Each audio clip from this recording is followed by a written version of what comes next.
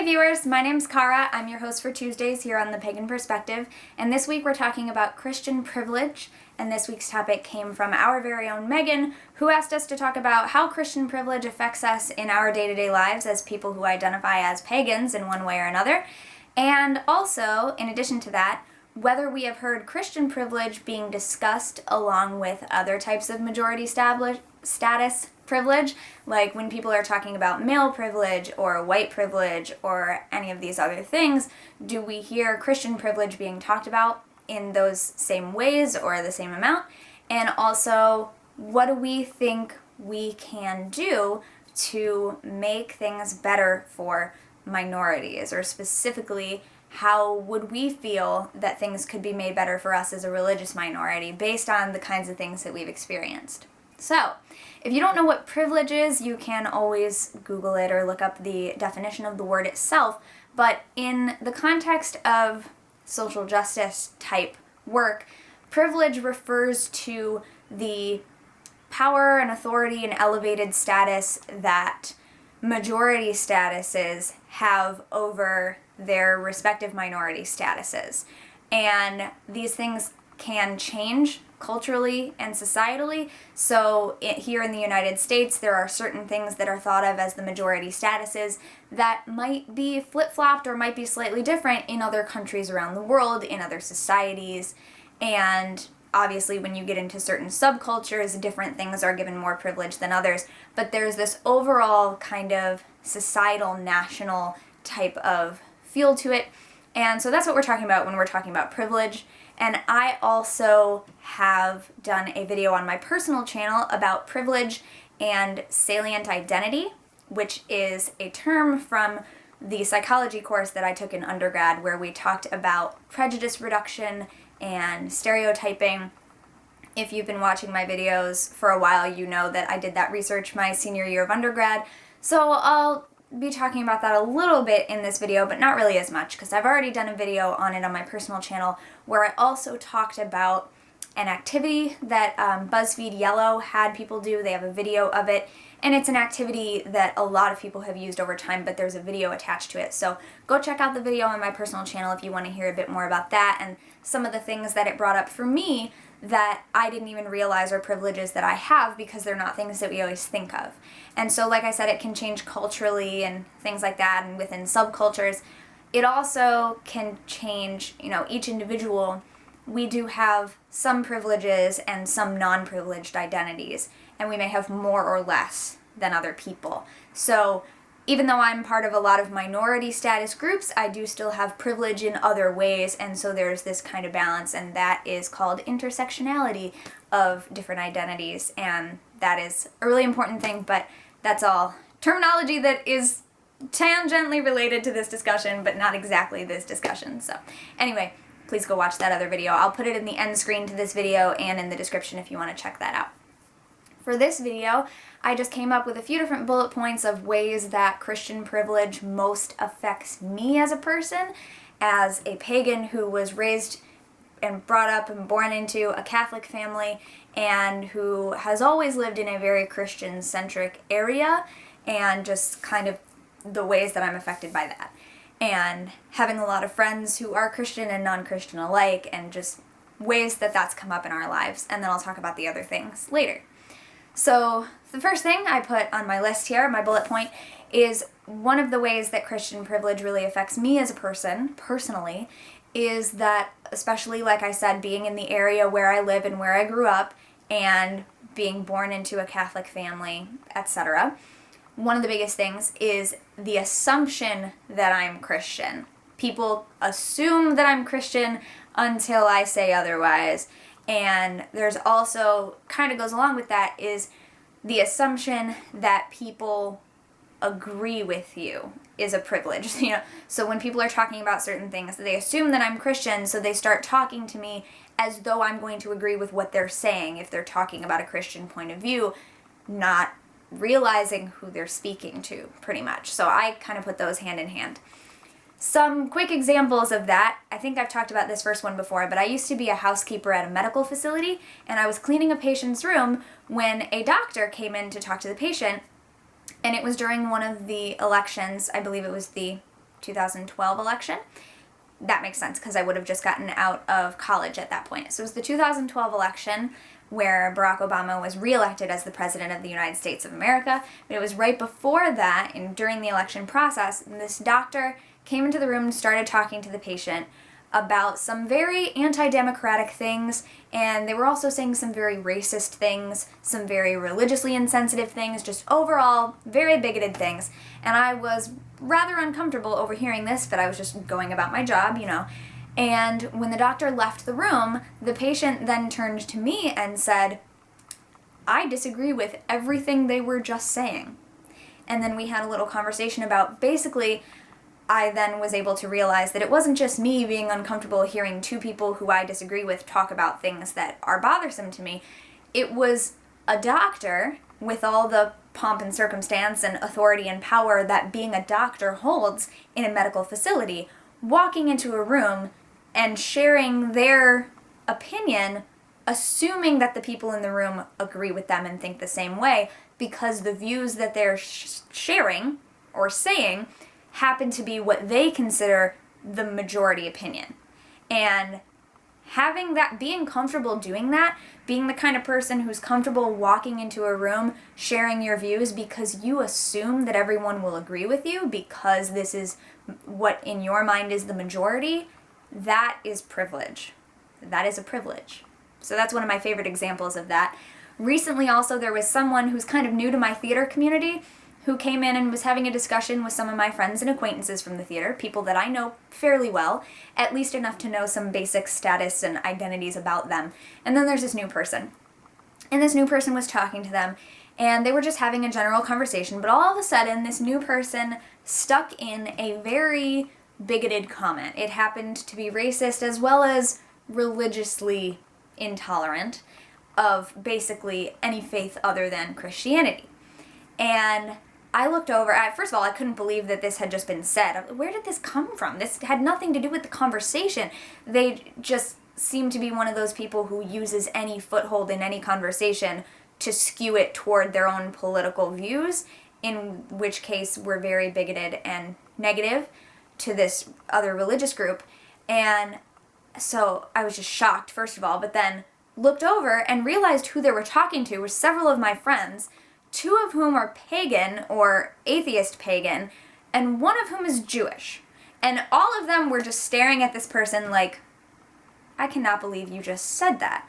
Because this person is new to the community, doesn't know, and that's what I'm talking about, this assumption. When you assume that other people hold the same identity as you because it's the majority, because it's the majority identity, and you assume, therefore, that people are going to agree with you when you speak, that's privileged. That's a privileged thing to have, you know. I don't have the privilege, being someone of various minority statuses, to walk into a space and assume that everyone will agree with me, because I know that a lot of people don't. So there's a little more forethought that goes into it. So the second thing that I want to talk about is the schedules and holidays thing. I live in the United States, and Christian holidays are included on the civic calendar. We get days off school and work, and businesses close, and, you know, different things like this on Christian holidays and not on others. And this is not something that just affects pagans. This is something that affects everyone except Christians, pretty much. So, you know, I have various Jewish friends in town who are also affected by this. So I'm not just saying this is just a pagan thing and woe is me. But I definitely have a lot of non-Christian friends as well as a lot of Christian friends. And so this affects everybody.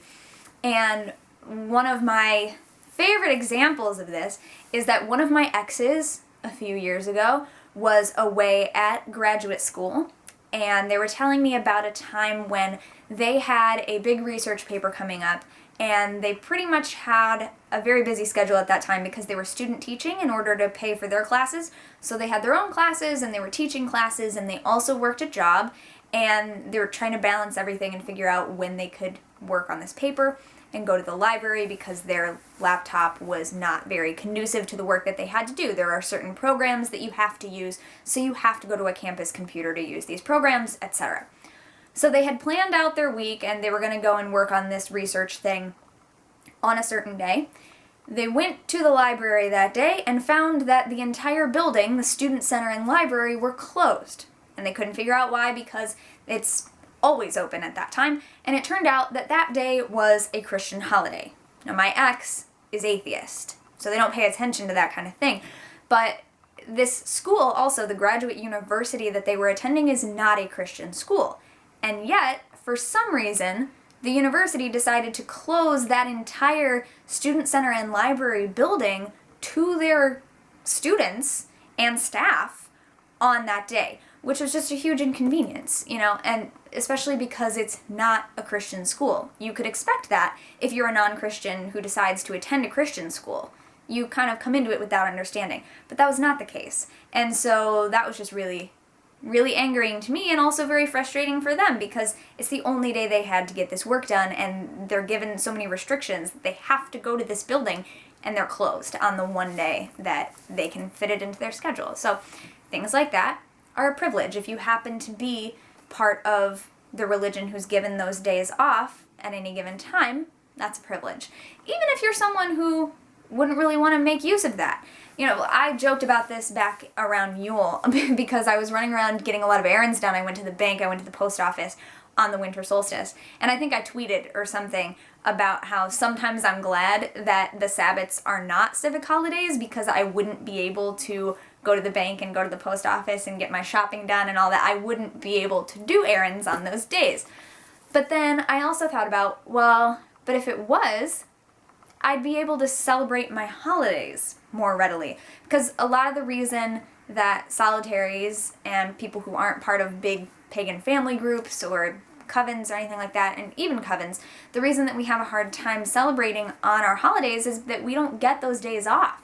And people can't always request a bunch of days off of work for certain things, so we end up celebrating Sabbaths and even full moons on the closest weekend when everyone's free, because we don't automatically get those days off. Work, school, whatever. So that's a privilege. That's a way that it affects me. And also, I'm looking down at my notes here. And so one of the things, of course, that comes up when you talk about the pagan holidays and schedules thing, especially when related to universities, is that a while back Fox News was talking about Wiccan holidays because the University of, I want to say it was Missouri. I did a video about it, so I'll link that as well, if I remember. But I think it was Missouri.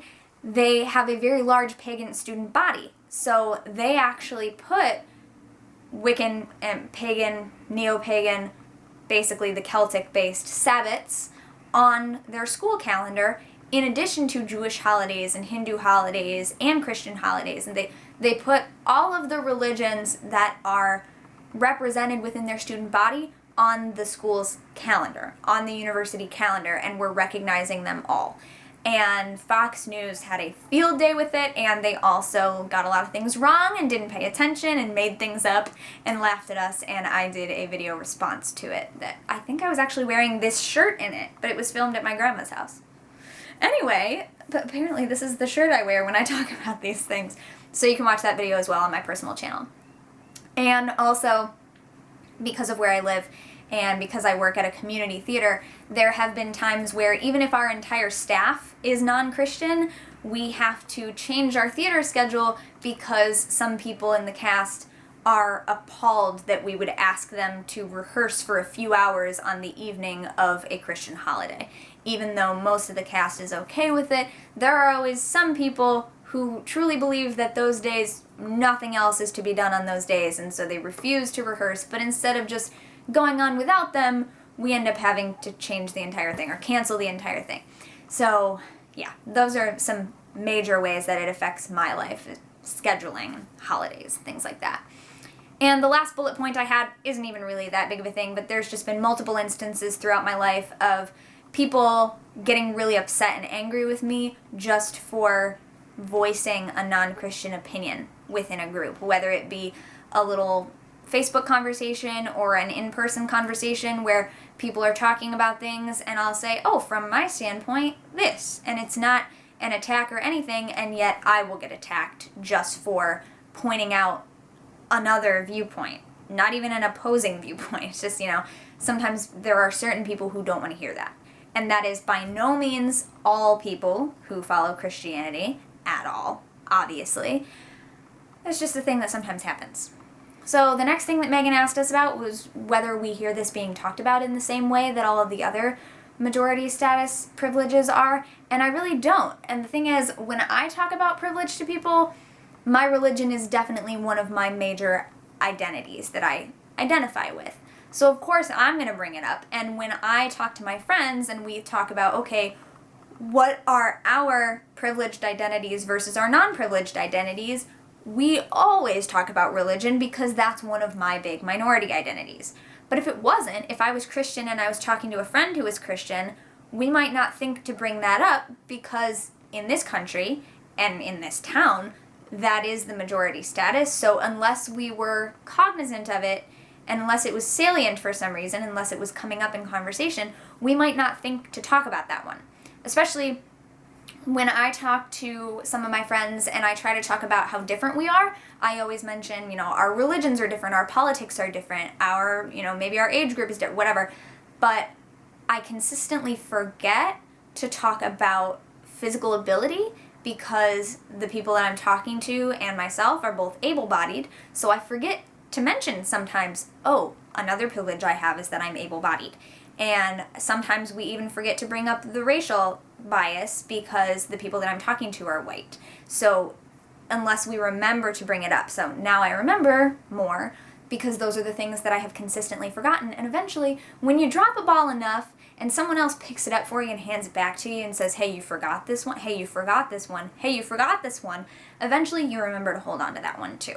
So that has really helped me a lot, just talking to people about it.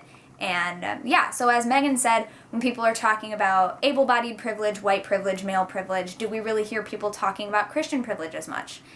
And no, I don't. I talk about it with my friends because it's something that's salient to me as a pagan, because I want to be able to talk about that religious aspect of it. But no, when I read articles about it and things like that, about just privilege, it's mostly racial privilege, sexual orientation related privilege, gender-based privilege, and things like that. I don't hear people talking as much about religious privilege. So very good point, Meghan. Thanks for bringing that up. And as for what we can do, how we can make things better for minorities, this goes back to my research, and the key phrase of my research and prejudice reduction in general is education is the key to prejudice reduction. And that's what I do on the internet. That's what I try to do in my real life, and that's what we do here on this channel, is we provide education and a little window into our lives and say, this is how things affect me. And I think that getting to know other people of all different viewpoints like that, it does help. And getting to know people, technically the theory is that the closer proximity you are to people, the more familiar you become with them, the less you fear them, the less likely you are to misunderstand them or prejudge them, because when you love someone, you're more likely to listen to them and try to understand where they're coming from. Now, recently when I brought that up at a red tent gathering, someone pointed out to me that some people are not like that. That some people, when you come out to them, whatever various minority identities you hold that you want to come out about, some people will choose to no longer love you because the negative view that they have about that identity you hold is stronger and more salient to them than their love for you as a fellow human being. And that's a thing that can happen with some people. But the theory overall, and what generally tends to happen, is if you're best friends with someone or you're in love with someone or whatever, and then you find out this thing about them that maybe you didn't agree with as much before, you're somewhat likely at least to step back and say, wait, how does this fit in to the fact that I love you as a person and that you're my friend? But it can go either way. So the hope is that people will change their schema and start to understand things better by talking to other people. And so I feel that that's a really important thing that we can do, is talk about things like this and say, this is how it affects me. And, I can't get the country to change its civic calendar, but things like individual universities recognizing, hey, we have a huge amount of pagans in our student body. Let's recognize their holidays. You know, there's at least as many of them as there are Christians on this campus. We should give them equal representation in the school calendar. You know, individual groups can make those decisions, and that's so awesome. The military has made some great strides in accepting pagan faiths and, you know, creating ritual spaces for them, and the Pentacles on Military Gravestones fight that was won in 2007 that Selena Fox, if you follow her from Circle Sanctuary, is always talking about that because she had a big hand in that. So things like this, talking about it, treating it like it's important because it is, and then other people will. And also, just as far as privilege goes, I mentioned it in my video on my channel, but I think that recognizing your privilege and then using it for good is one of the best ways to help make things better. Recognize and utilize, because recognizing it means that, like I said, you can start to pick up that ball that you've kept dropping over and over. Realizing that I have different privileges that I might not always think of helps me to think of other people more often. And so, I mean, I'm doing my own work, and I feel like I've already improved quite a bit. I'm not perfect at it, obviously, not 100%. There's always more to learn about this kind of stuff.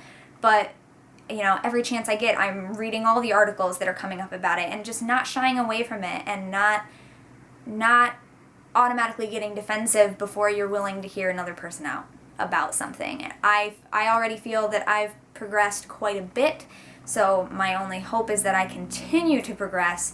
And if I can encourage anyone else to do that same work, even though sometimes it is hard and sometimes you have to have uncomfortable conversations and sometimes you drift away from people who refuse to change and do better for humanity, if you're willing to do that work, and, you know, if I can encourage you to do that work by saying I've been doing it too, and I know it's hard, but it's good. It's good. It's for good reasons.